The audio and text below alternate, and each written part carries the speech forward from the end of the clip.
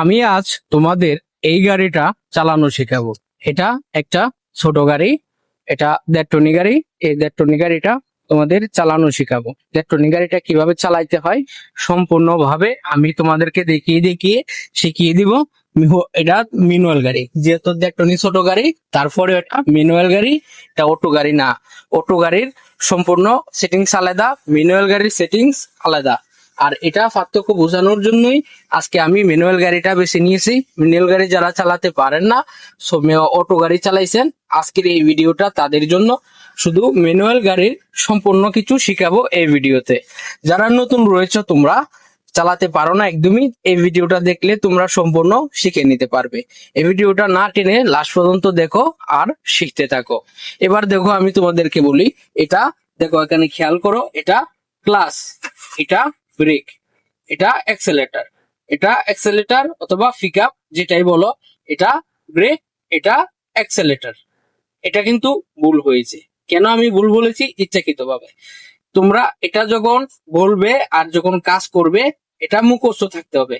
এটা clutch brake accelerator, accelerator brake clutch. এটা যদি মুখস্থ না থাকে, তাহলে তোমরা ব্রেক করার সময় হয়তো ক্লাস পাড়া দিবে না, ভুলে যাবে, আর নয়তো ব্রেক করতে ভুলে যাবে, নয়তো অ্যাক্সেলেটর ছাড়তে ভুলে যাবে, মনে থাকবে না। আর এটা যখন মুখস্থ থাকবে তখন এই সমস্যাটা হবে না। এবার আসো দেখাই গিয়ার। গিয়ারটা যদি তোমরা একটু খেয়াল করে দেখো, সামনে আর মানে back gear 1 number, 1 number gear, 2 number gear, 3 number gear, 4 number gear, 5 number gear. তাহলে এই গিয়ারটা বুঝে নিলাম, এটা 5 নাম্বার গিয়ার। এটা সহজে তোমাদেরকে আরেকটু যদি বোঝানোর চেষ্টা করি, দেখো, প্রথমে আমি ক্লাস ফুল করলাম, ক্লাস ফুল করে একবারে বামে চাপ দিয়ে সামনে দিলাম, এটা ব্যাক গিয়ার হয়েছে। ব্যাক গিয়ার হয়েছে কিভাবে বুঝবো ব্যাক গিয়ারটা লাগছে? দেখো, গাড়িটা আস্তে ধীরে পিছে যাচ্ছে, হ্যাঁ, পিছে যাচ্ছে। আবার দেখো, আমি যদি নিউট্রাল করি, দেখো পিছের টান দিলাম, নিউট্রাল হয়ে গেল। আবার আমার বাম দিকে সেপ দিয়ে পিছনে দিলাম, আবার 1 নাম্বার গিয়ার হলো। এবার দেখো গাড়িটা সামনের দিকে যাচ্ছে। তো জানলাম যে 1 নাম্বার ব্যাক গিয়ার কিভাবে দিতে হয়। এবার সামনে দিবা, সরাসরি 2 নাম্বার গিয়ার হবে। পিছে দিবা, দেখবা 3 নাম্বার গিয়ার পড়ছে। আবার নিউট্রাল করে ডাইন দিকে একবারে যতটুকু যায় ফুল চাপ দিয়ে সামনে দিবা, 4 নাম্বার গিয়ার পড়ছে। আবার ফুল চাপ দিয়ে পিছে দিবা, 5 নাম্বার গিয়ার পড়ছে। তাহলে আমরা এই গিয়ার ব্যবহারটা জানলাম।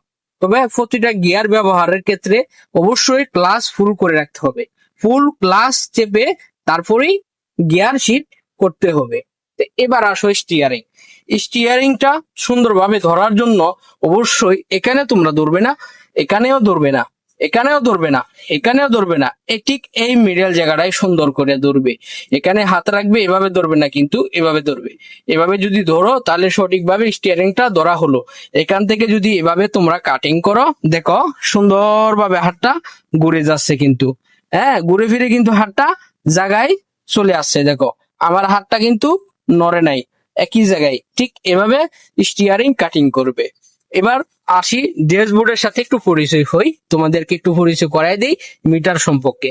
দেখো, এটা স্পিড মিটার, হঠাৎ মাইল মিটার, আর এটা আরপিএম মিটার, হঠাৎ রেস মিটারও কেউ বলে থাকে।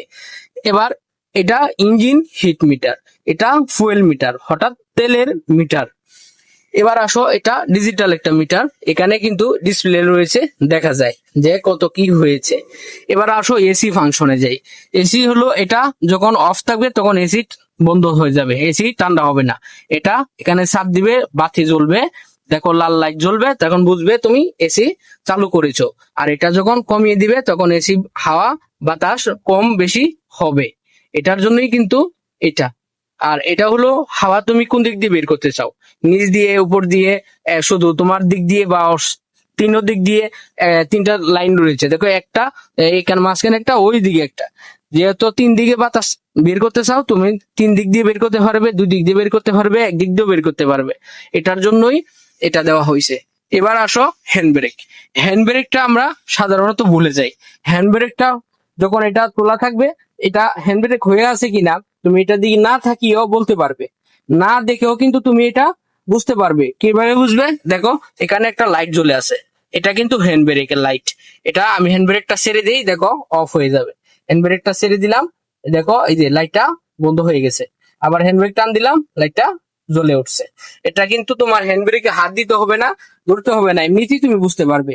দেখো এটা উঠানোর জন্য শুধু টান দিলে এটা উঠলো, কিন্তু এখন চাপ দিলে এটা নামবে না। হ্যান্ড ব্রেকটা নামানোর জন্য অবশ্যই এই সুইচটা পুশিং করতে হবে। এই সুইচটা এভাবে চেপে ধরে এভাবে ছাড়লে, নিচ দিয়ে ছাড়লেই এটা হ্যান্ড ব্রেক নিচে নেমে গেল।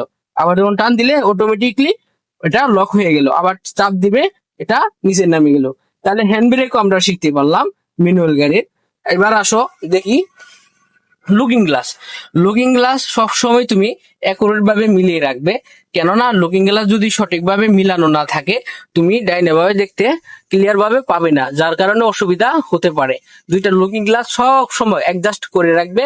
তুমি যে ড্রাইভিং সিটে বসেছো সিটটাও অ্যাডজাস্ট করবে তোমার সাথে, যেন তোমার ব্রেক করতে বা গাড়ি চালাতে কোনো রকম আনইজি না লাগে, সেই জন্য এটা করবি। আর আরেকটা টিপস হিসাবে একটা জিনিস পরিচিত করাই দিই দরকারে, এটা কি, এটা আসলে এখানে ফুসিং করে তখন টান দিলে এটা এর নিচে নামে। হ্যাঁ, এটা একটা হ্যান্ডেল। এটা হলে কিসের হ্যান্ডেল?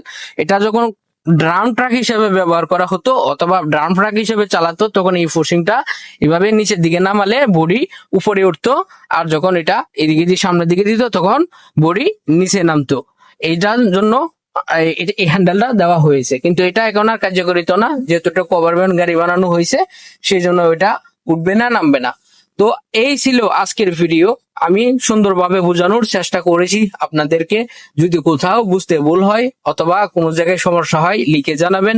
ভিডিওটি কেমন লেগেছে আপনাদের অবশ্যই লাইক কমেন্ট করবেন, অন্যদের শেখার জন্য ভিডিওটি শেয়ার করে দিবেন। ভালো থাকবেন, সুস্থ থাকবেন, আল্লাহ হাফেজ।